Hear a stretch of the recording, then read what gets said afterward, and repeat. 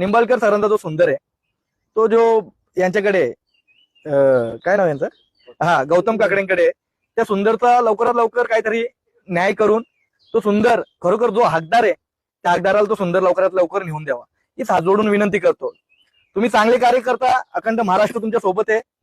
आज विलास पैलवान असतील, आमची मुंबईची टीम असतील, अजून सगळे बैलगाड्यावर शिवाय आबापासून सगळे असतील. मग तुम्ही जसा बाकीचे लोकांचा न्याय मिटून देता तसा निंबाळकर सरांचा न्याय मिटून द्या. मी तुमचे आयुष्यभर उपकार नाही विसरणार.